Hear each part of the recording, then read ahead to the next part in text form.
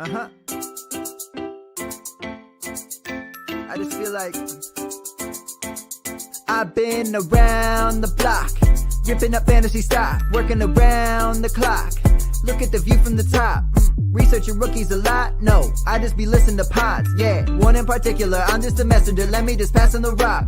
Browning, brunning, pruning, pronouncing ain't what he's doing. What he's doing is not losing, but infusing you with new things. And there's Dennis the Bennett, yeah.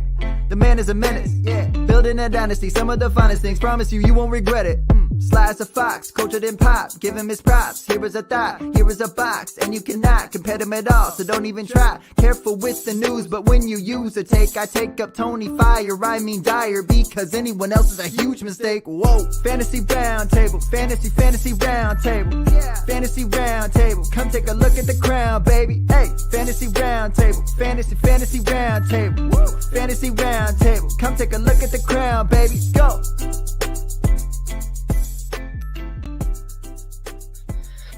What is going on, everybody? It is finally here. We are one day away from kickoff, and due to our new schedule, Matt and myself will be here every Wednesday afternoon now to go over the Thursday night game with you guys. We're going to talk about ranks, any news, all kinds of stuff, getting you prepared for that Thursday night football kickoff. Matt, by this point in time tomorrow, I'll be getting back from soccer practice, getting ready, sitting down. I cannot wait. I don't really love the Cowboys or really Tampa Bay, but we'll actually get NFL football about an hour away from this time, or maybe two. I don't know. I always get confused with the Eastern, Central, Mountain, Coastal, Green. I think it should be 8:30 Eastern, 6:30 that makes it time, worse. 7:30 your time. So that makes it worse. Probably 26 hours and 15 minutes from now. Yeah, I'm not good at math, so I'm glad that you were the one who put that out there. But how are you doing today on this beautiful Wednesday? Doing pretty good. It's been a crazy week. Crazy, it's a good breezy time for me when I'm wearing my work polo to do the show. In my spoiler alert, this is my office. Gotcha. Yeah. I mean, I would say the same thing. I always make sure to never wear my work stuff. I'll change really quick, but I got you. You're stuck there at work, joining us live, which we definitely appreciate. So let's jump in and talk about the news really quick here. Not really a whole lot to go over. The biggest one being, I messed up. We are brought to you by the Pigskin Podcast Network. We are very proud to be a part of that. I always forget to do that. I'm really bad at it. Guys, I can't do math. I can't read. I really can't talk. I'm just a pretty face, and I'm not even that pretty. So, but we are glad and proud to be a part of the Pigskin Podcast Network.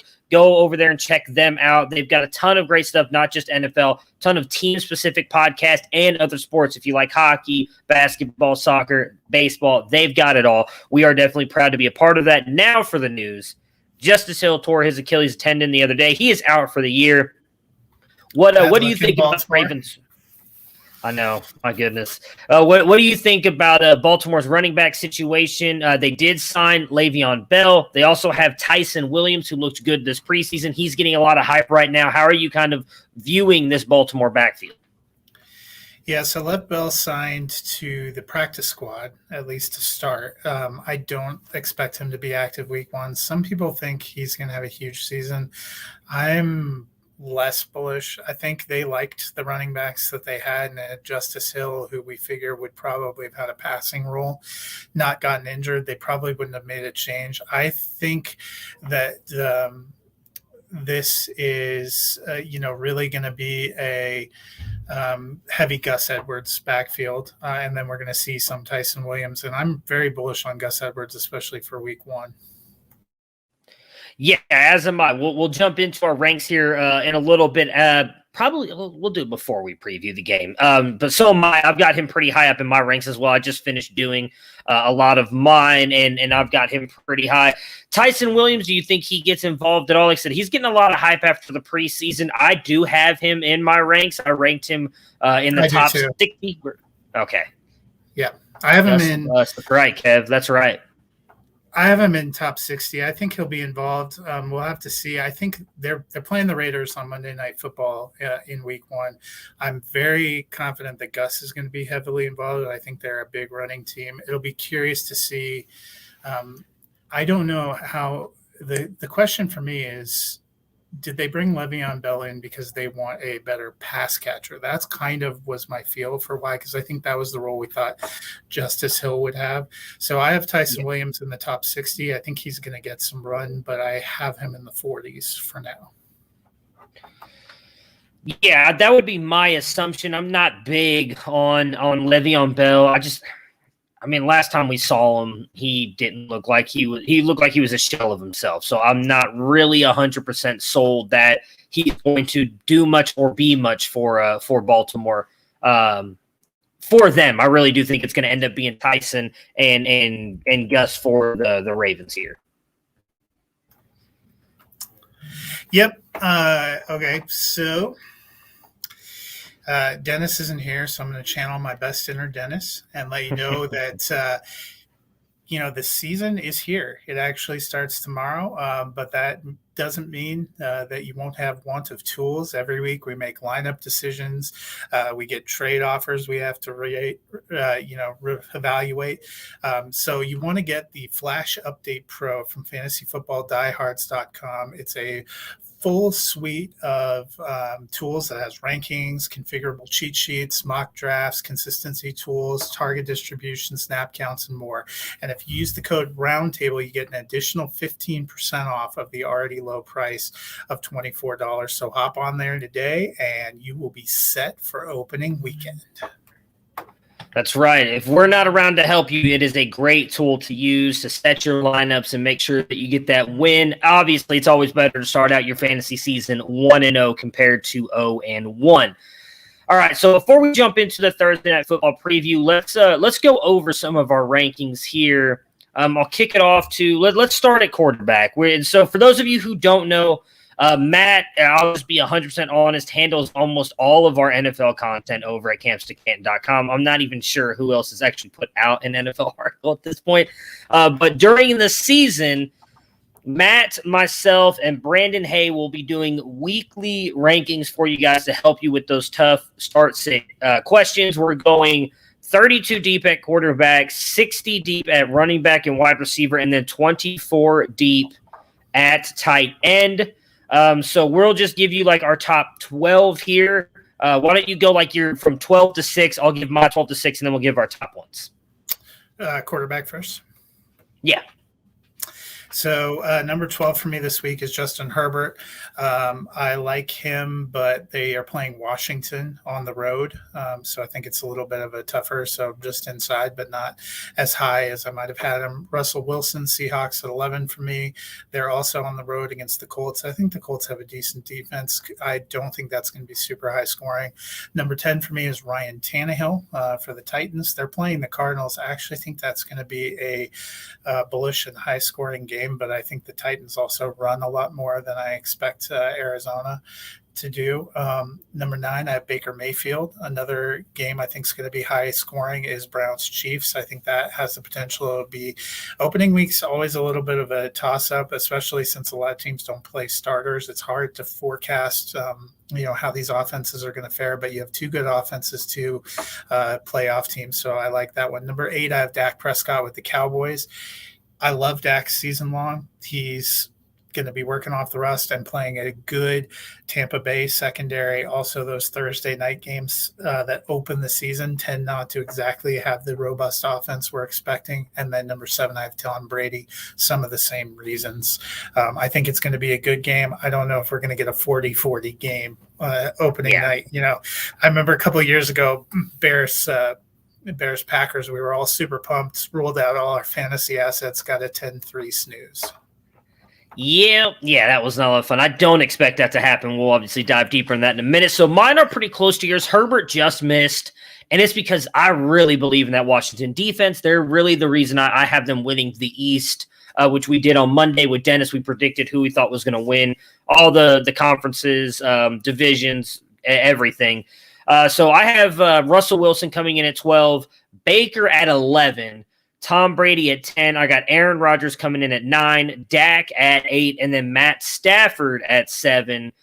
Those are my top 7. I'll give my next 6. I have one that stands out for you and Brandon, and then I'll get your top guys. So next up for me at 6 is Ryan Tannehill. At 5, this is the guy that is much different from you guys. I believe it's Jalen Hurts for Philly. Then at 4, I have Mahomes, 3, Allen, 2, Kyler Murray, and then 1, Lamar Jackson.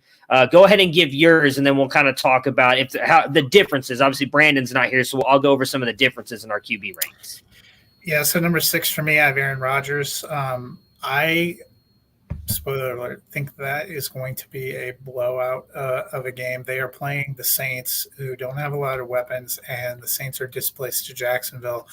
I would put Rodgers higher, except for I don't think they'll need him to go higher. Number 5, I have Matthew Stafford with the Rams. I don't think the Rams running game is going to carry them, especially against the Bears, but I like Stafford in that passing game, Sunday Night Football. Number 4, I have Lamar Jackson, the Ravens. I think he's going to end up having to run some. I also think they're going to pass more. I don't think it's a terribly tough defense. Number 3, I have Josh Allen. I think that's going to be a high-scoring game with the Steelers that they're going to need to put up points. Number 2, I have Mahomes for the Chiefs just because he's Patrick Mahomes, even though I don't think it's an incredible matchup. Number 1 for me is Kyler. I have Murray number 1. I think that game between the Cardinals and Titans could end up being the highest scoring of the weekend because both of them have decent offenses and both of them have defenses that leave me with some questions.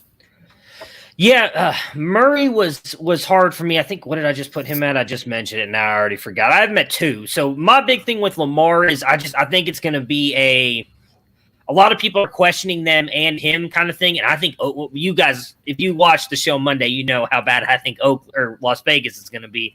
I think that they're going to kind of just blow Las Vegas out in this one. So I'm expecting Lamar to have a huge game because I expect him to run a lot. But that secondary is so bad that I think Hollywood Brown is going to be in for a big game. He's a guy that I have pretty high in my wide receiver rankings this week. I really think Baltimore is going to go off. But I don't disagree with you on the Tennessee-Arizona game.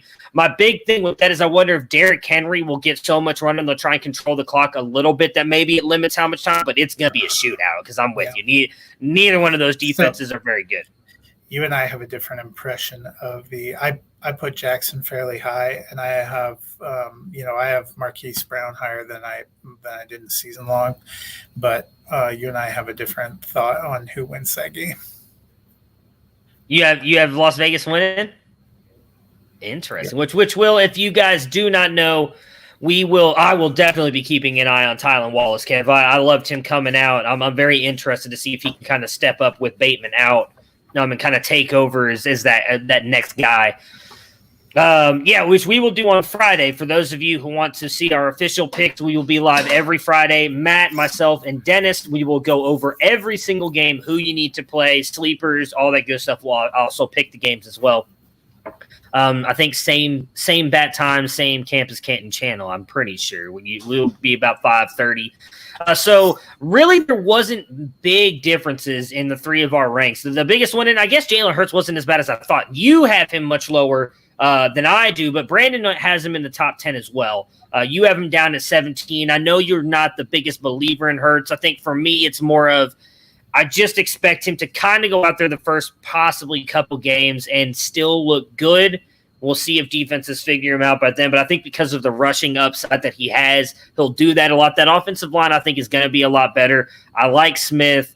I like Rager. He's got the weapons. If Sanders can stay healthy, obviously I don't think the Eagles are going to be great. I think I only picked him to get 5 wins on Monday. But I do think that Hurts can be a Blake Bortles-esque type fantasy player, and that because of what he can do with his legs, he will get you a lot of garbage time points. That's kind of what I'm counting on this week. Your thoughts on Hurts? Because really, he is the only one that we're all really kind of separated out on. The rest of us are pretty evened out with all of our rankings this week. Yeah, I mean, I guess it's really I just don't believe in Jalen Hurts, and I don't know what it is, but I feel like he's going to have a Daniel Jones type year too. It's very possible. There's one more before we jump on to running back. The next biggest one I just noticed, which Brandon unfortunately is not here to give us his reasoning why. But he has Joe Burrow in his top 12. Neither one of us have him even in our top 15. You have him at 19, and I have him at 20, which I will just say none of us look at each other's ranks when we do this either. So me and you came in pretty close there on Burrow, but he's got him up there at top 12. I don't see that this week. What do you think? Maybe we're a little bit too low. Maybe Brandon's a little bit too bullish on Burrow. So I would say my thoughts on Burrow, and I'm going to be doing a weekly sit-start piece for Campus to Canton that'll come out on Fridays. He's actually my QB sit for this week, and it's not that I don't believe in Burrow's talent or that I'm super afraid of the matchup, because I think we saw the Vikings defense could be better, but it had plenty of room to grow. I think he's going to be a little bit rusty coming back, and I think also, I'm not so sure it's definitely a case of the yips for Jamar Chase, or maybe also a factor of he sat out an entire year. They didn't give them a lot of time to play together, and I think it's going to be a lot of kind of working into game shape, getting over some of these things, finding the right rhythm and chemistry. I don't think he'll kill you, but I like him more for 2021 season than I do for week one. I think they're going to be a little bit of a slow start, and people that are hoping he's just going to roll out there and put up top 12 numbers are probably going to be a little bit disappointed in September and super pumped when he comes around October, November. I think it's going to take a little while for this offense to grow together, because you have to remember he didn't play a lot of games with Mixon last year either. With Mixon healthy, we don't know how great that line is. We talked about, I think they may run a little bit more to try to ease people into it. I just think that has the potential to be an ugly game. Yeah, I'm right there with you. I definitely think Burrow's a top quarterback in Dynasty, but we got to give him a couple weeks. Like I said, that we talked about it even before. They weren't even sure he was going to play week 3 of the preseason because he just wasn't 100% there yet. And I know he's gotten 2 weeks since then, but he really hasn't gotten any real game action. It's something I learned from the college football kickoff this past weekend. When those live bullets are coming at you and you're getting those live game reps, things change, and what you may have been doing in practice may not translate onto the field. I want to see him do it in a live game with real defenders. In practice, he may be sitting there. He's got that red jersey on. Those defenders coming over there, it's two-touch. You're not getting hit. Now he's actually going to get hit come Sunday, so I'm looking forward to see what Burrow can do.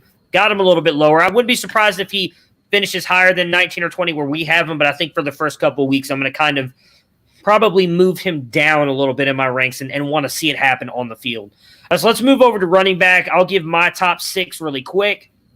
At 12, I have Nick Chubb. Expect this to be not a fairly high-scoring game, but a decent scoring game, and Chubb getting a lot of run early in the game. I still expect the Browns to want to run the ball and kind of control the clock, but when you've got Patrick Mahomes, Tyreek Hill, and Travis Kelce on the other side, those guys can score in a play. So I do expect the Browns to shift to a more pass-friendly offense later. Chubb should get a ton of the work early, and I do expect him to get some receiving work. At 11, I have Joe Mixon. We just talked about it. We don't trust that offensive line. I think they're going to rely on Mixon a ton in this next game. Next up, you have Austin Eckler.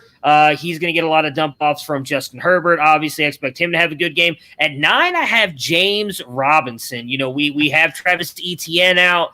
Lawrence hasn't looked good. Really, that whole offense hasn't looked good. You've got Darrell Bevell there and Urban Meyer's traditionally run a very run-heavy offense, as has Darrell Bevell. So I expect James Robinson to get a ton of run this weekend. At 8, I have Jonathan Taylor. Carson Wentz back fully healthy, so now defenses do have to worry about the passing attack. Expect Taylor to have himself a pretty decent game.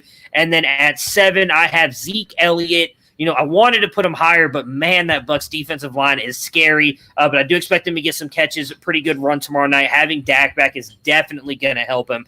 So got him coming in at 7. Yeah, so for me at 12, I have Ezekiel Elliott.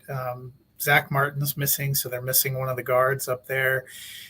Very stout defensive front. And, as I said earlier, I think a lot of times these opening night games don't play out exactly how we expected.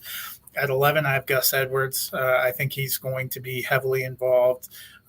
running as part of that Ravens offense. Not a matchup that particularly scares me with the Raiders. At 10, I have James Robinson. They're going against the Texans. I don't think the Texans defense is great. I think they're going to be run heavy.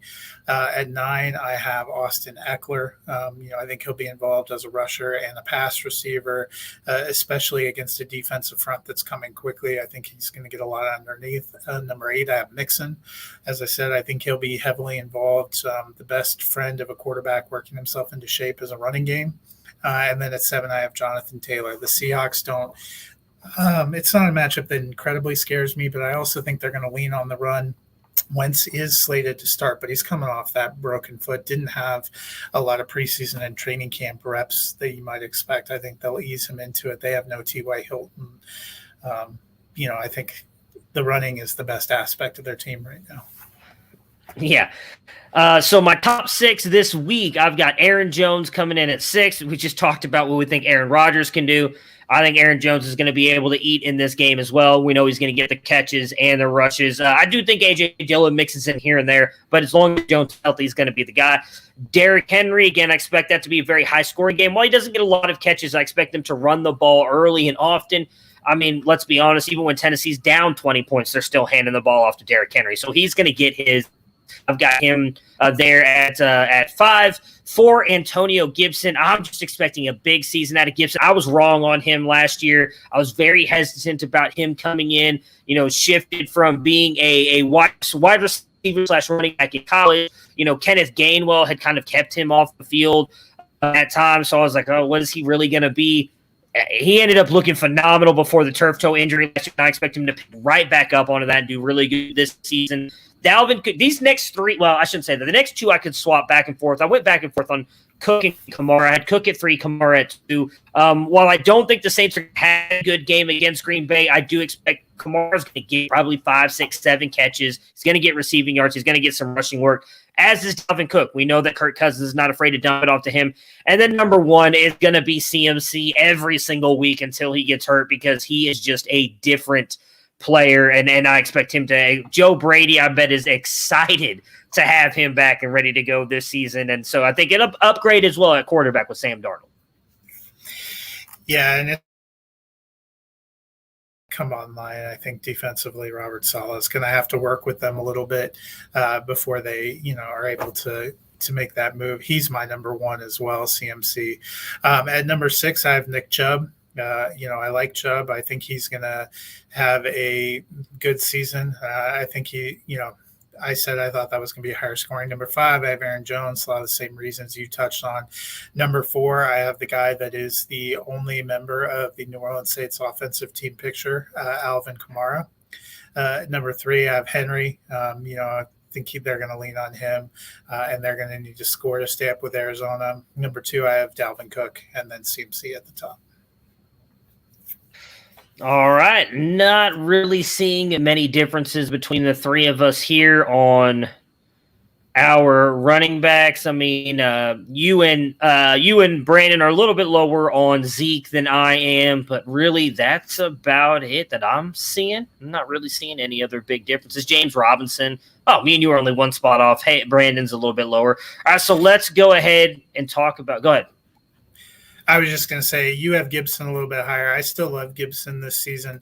I don't have him quite as high because I don't think it's going to be an incredibly high-scoring game. The Chargers have a decent defense, especially up front with Joey Bosa and Kenneth Murray and Brandon Staley. That was one of the things he brought to the Rams, was a pretty stout front. So I think they may do a decent job holding them down. And I also think with Fitzpatrick, they're going to go down the field a little bit more, use Terry McLaurin, use Curtis Samuel, use Logan Thomas. So that's why I have them a little bit, just outside the top 12.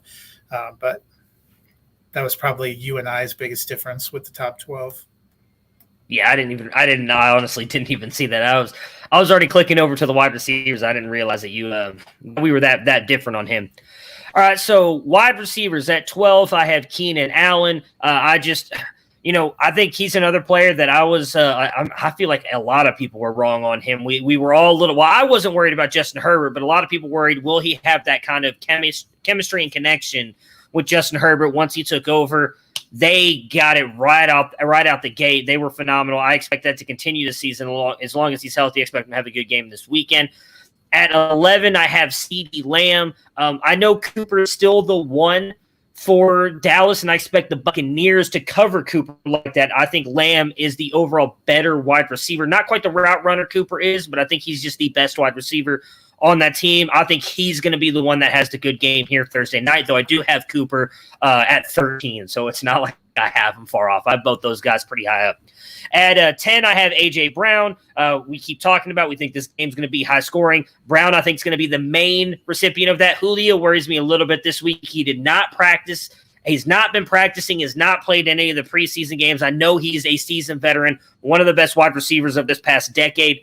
Still a little leery about him getting out there and having that chemistry right off the bat with Ryan Tannehill not really doing much with him. So he's a little bit lower. I think Brown's going to have a good game. At 9, I have McLaurin.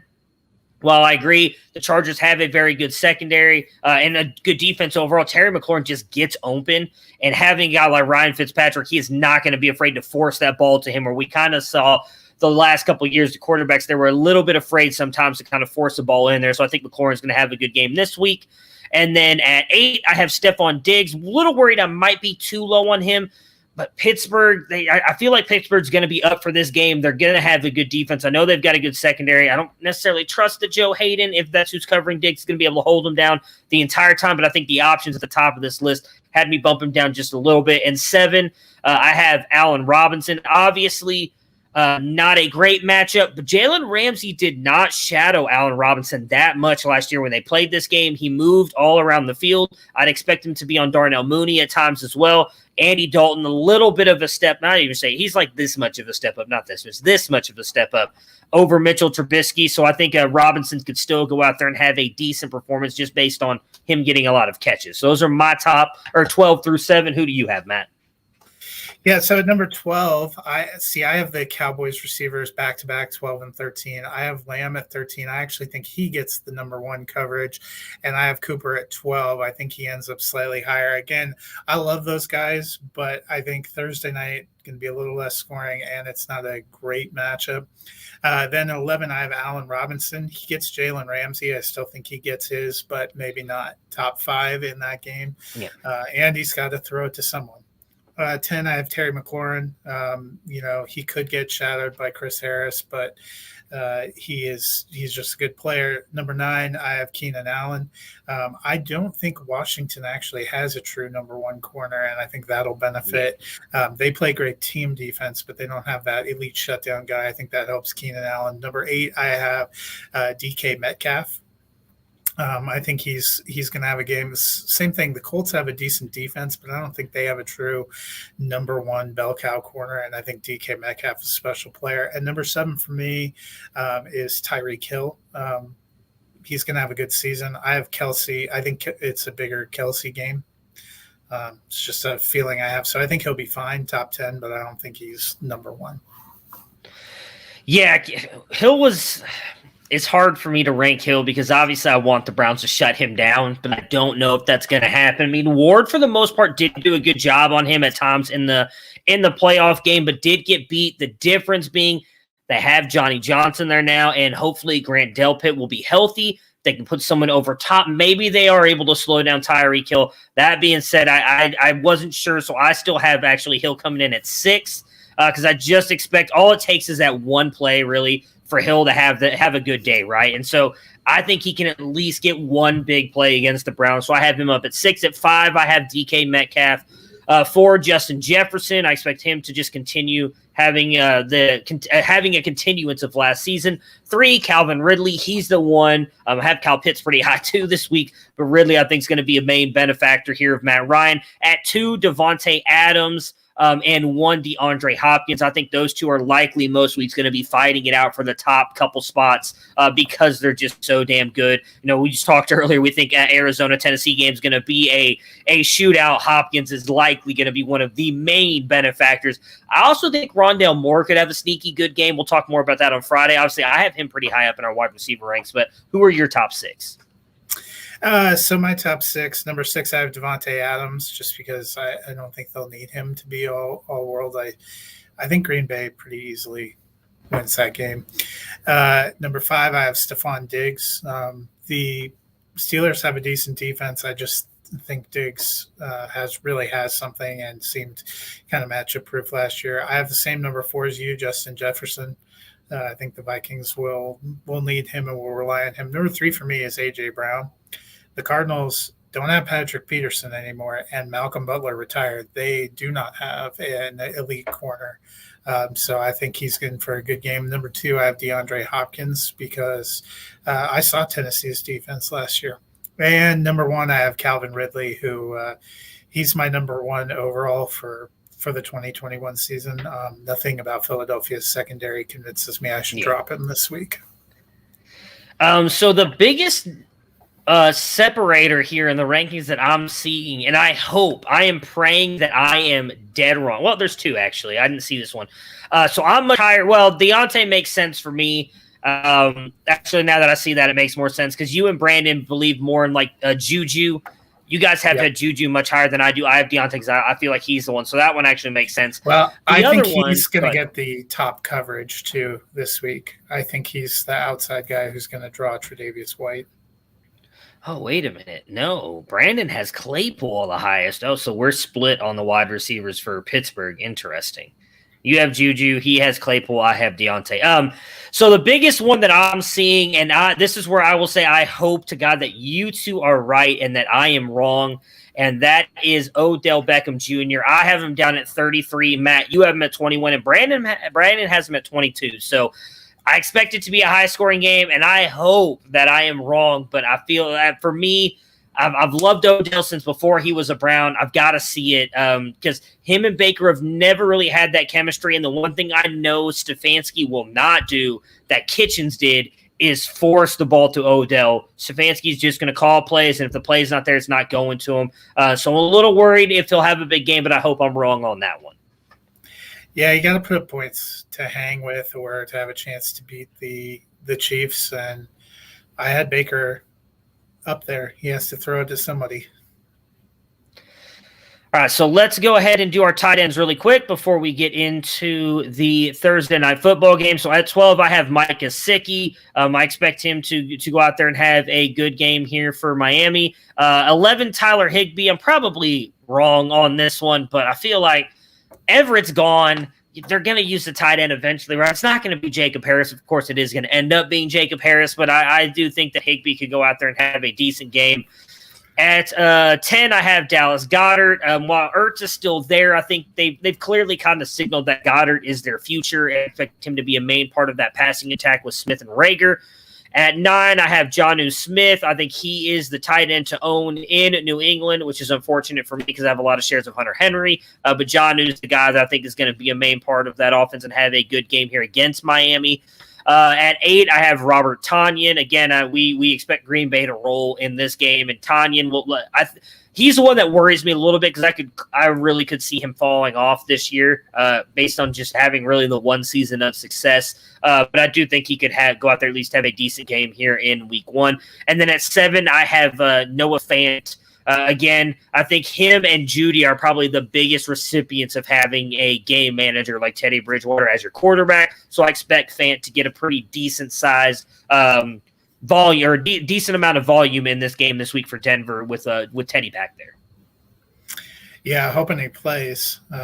He's been a little banged up. That would be a bummer. I actually think Teddy's going to use the tight end quite a bit. I have both Fant and Albert O in my top 24 this week. 12 for me, I have Hunter Henry.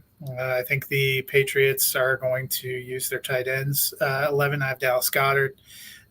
10, I went with Tonyan. I think he'll have a decent role in the passing game. Number 9, I went with Jonnu Smith. I have both Patriots tight ends top 12 because I think they'll end up being the primary receivers. At number 8, I have Noah Fant. I expect heavy usage of tight end in Denver. The Giants were not good against the tight end last year. Haven't been good against the tight end for a couple of years.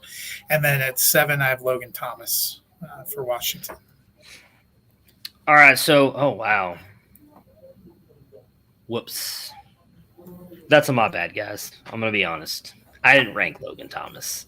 He would be in my top 10, but he's not currently on there.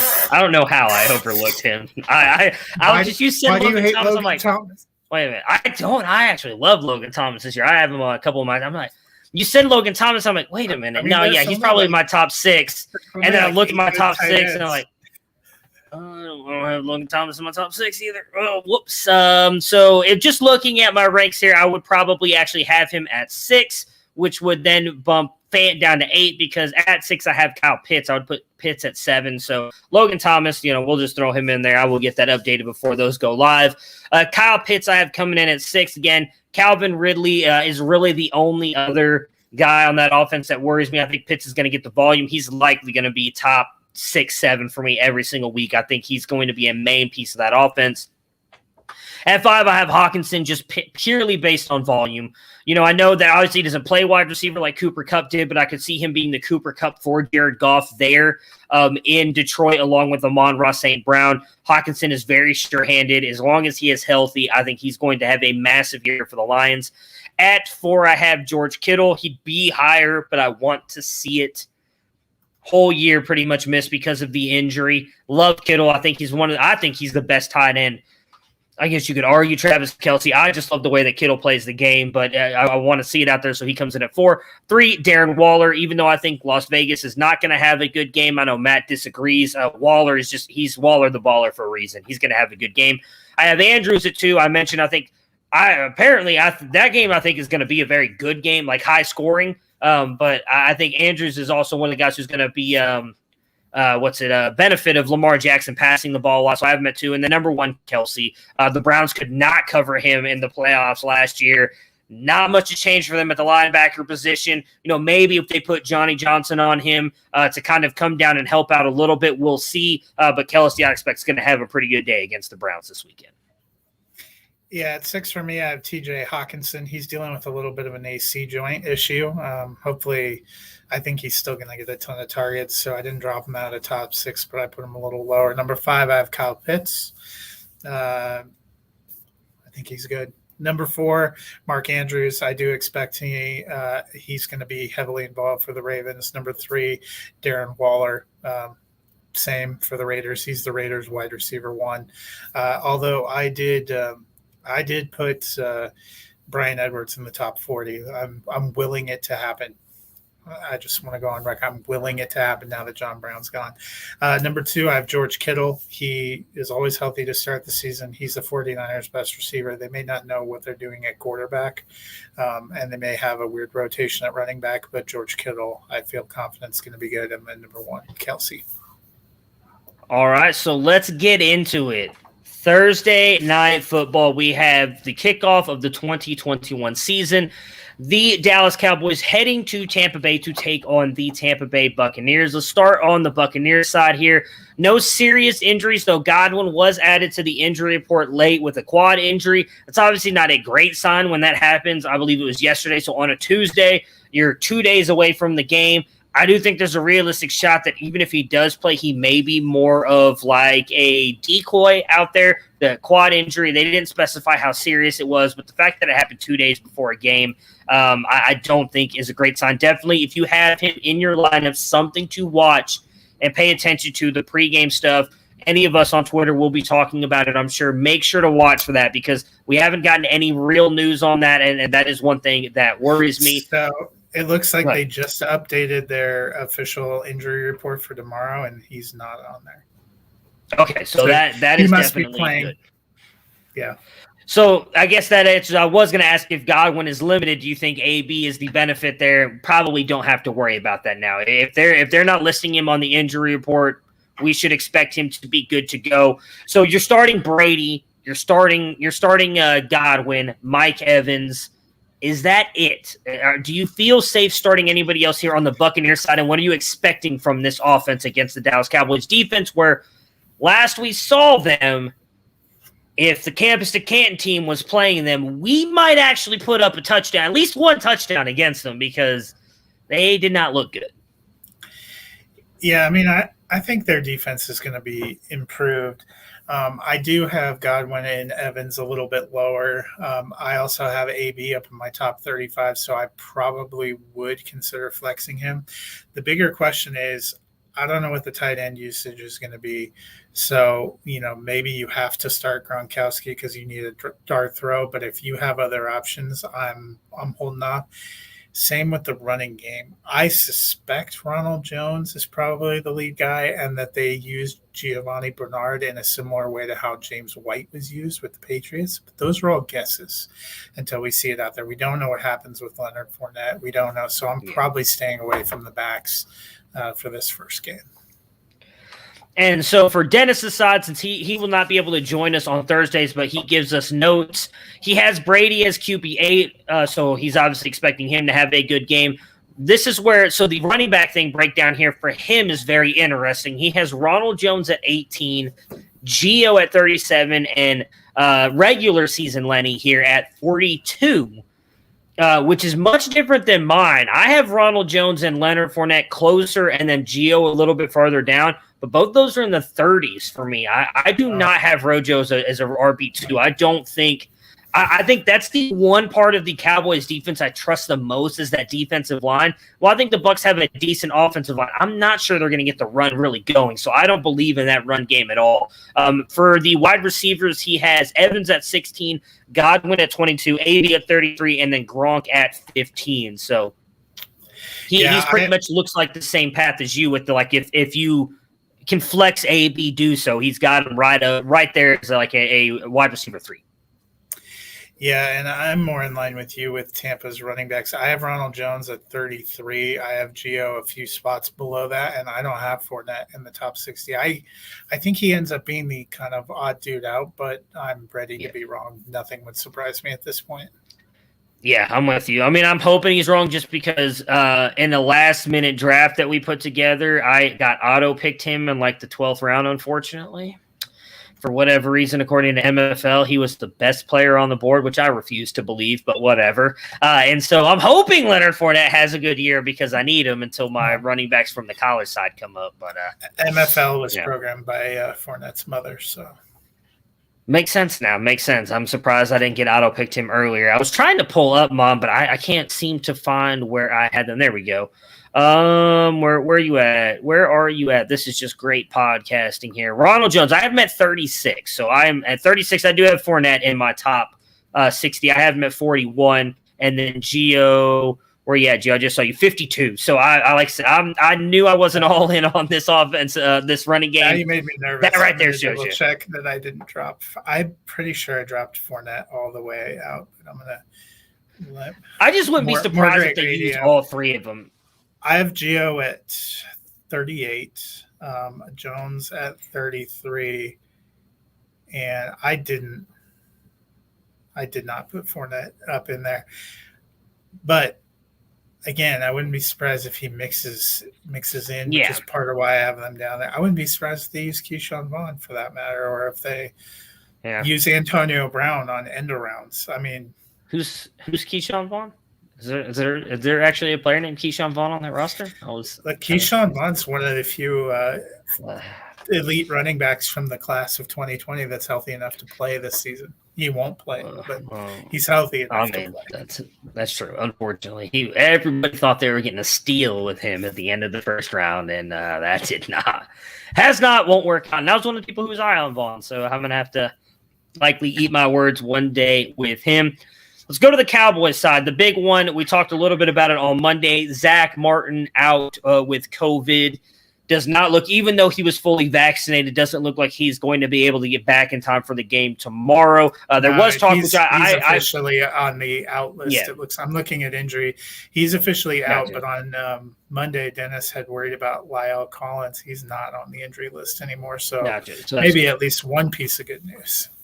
Yeah, I will say I did mess that up on Monday. I forgot that if they are vaccinated, that doesn't necessarily mean they missed that much time. So Jameson Crowder is possibly a play on Sunday. We'll talk more about that on Friday's episode. I said that he was going to be out. That's why I was bringing that up about Zach Martin.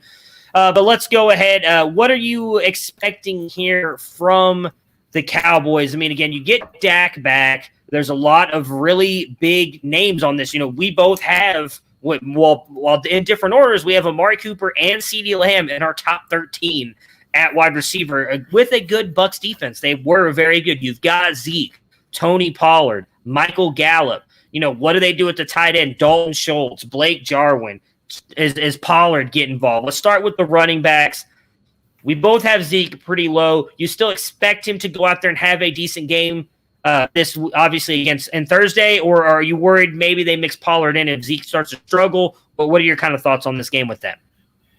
No, I think Zeke still finishes as a low-end RB1. I do have Pollard in the top 60, but I have him down in the 50s. I think he'll get some work, but I don't think he's a real threat. The reason I have Zeke lower is it's a good defensive matchup, and they're missing an offensive lineman, which I think will impact some of the upside. I still think Cooper and Lamb will have decent games. I still think Dak has a decent game, maybe dropped him a few spots. Gallup, I dropped a few spots too. I have him more in wide receiver 4 territory. I think it's going to be a good game. The only thing that scares me is, if we end up with a 17-10 game because it's the opener. And Dallas is another one. Dak went out in the midway point of the 5th game last year, didn't play a lick in preseason. Most of these Cowboys didn't play in preseason. Cooper coming off of ankle surgery, the same surgery that Michael Thomas had. He's much further along. And this is the defending Super Bowl champions at home. The defending Super Bowl champions are 13-3. In this opening night game. Now, one of those 3 losses was a Giants team that lost to a Cowboys team. So if you're looking for a ray of hope there, but I just think, if this game's happening in November, I think we see a game that's in the high 30s. It's a fantasy bonanza, maybe. The game happening on September 9th, the game's in the 20s, and we have to moderate our expectations a little bit. Yeah, and I think we can almost take a page out of what we saw from the college football games this weekend, too. Those first couple weeks, it always seems like the defense is ahead of the offenses. It's just a little bit easier for them, so I do think we're going to see it again. Tampa Bay, we talked about it last year because I did not expect them to do as good as it is. I didn't think that defense was going to be quite as good. They were actually pretty good the year with Jameis. I thought maybe they would take a little bit of step back. They didn't. They've gotten better, and I think they're still going to be one of the better defenses this year. Then you do have Tom Brady and everything on the other side. I'm playing Lamb, playing Cooper, Zeke, Dak. That's really it. Those are the ones I really feel comfortable about. If you had to take a shot at tight end, I think Jarwin is going to be the guy. But I don't know how – they've already said they're going to mix and match both of them. I don't know you're going to get a lot out of either one of them. I mean, Schultz had the really good year last year, but we got to remember Jarwin, I think was week 1. He tore his ACL last year, so he was out all year, and Schultz was the benefactor of that. So I think Jarwin could be the guy, but if possible, I'm avoiding both those guys right now until I get some clarity. So really it's just the top guys for Dallas. Any other thoughts on the Cowboys here before we pick them? That is your team. We know, besides the Denver Broncos, you love yourself some Dallas Cowboys. I think this is an NFC Championship game preview. We just unfortunately get it as the first game of the season. All right, so who are you picking to win this game? I'm taking the Tampa Bay Buccaneers. Later in the season, in the playoffs, I think Dallas can overturn them. But Buccaneers are at home, defending Super Bowl champion. They have the advantage of coming back with a core of people that learned and grew and played together last year. They were also much more aggressive about playing these guys in the preseason. So I think they're going to come out a little bit more ready to roll than Dallas. I think it's going to take Dallas a couple weeks to get on track. Dennis is taking the Buccaneers, as am I. I do expect it to be a close game. I'm going 27-24 Buccos. I think they end up coming away with the win here. A very competitive game, a little bit high scoring, but not too high scoring. So that will do it for us today. A little bit of housekeeping so that you guys know, again, we will be live, myself, Matt, and Dennis on Friday, probably 5:30 Central, 6:30 Eastern, 4:30 Mountain West Pacific, right? Is that correct? I always forget what that last one is there. We will be live then to go over – we will recap the Thursday night game and go over every single game except for the Monday night football game. We'll get Dennis's pick on it, but Matt and myself will preview that game on Monday as we do a podcast on Monday. Or maybe we won't. I don't know. I haven't decided yet. We'll figure that out on Friday. You can also catch us at Camps to Canton Live every Saturday. Bookend your Saturday. Saturday morning with the tailgate, you'll have Austin, myself, Colin, to go over all the big news. Chris Moxley, all the big news. We'll talk about players to play, DFS. And then in the second hour of the tailgate, you'll get strictly DFS to help you set your lineups, who's injured, and over-unders, all that good stuff for the college football side. And then at night, as soon as the big game ends, which is Michigan-Washington this week, why you're going to watch that, I have no idea. But it is the late-night game on ABC. Watch it. A lot of those guys are, and it's just we'll worry about Michigan another day of the week.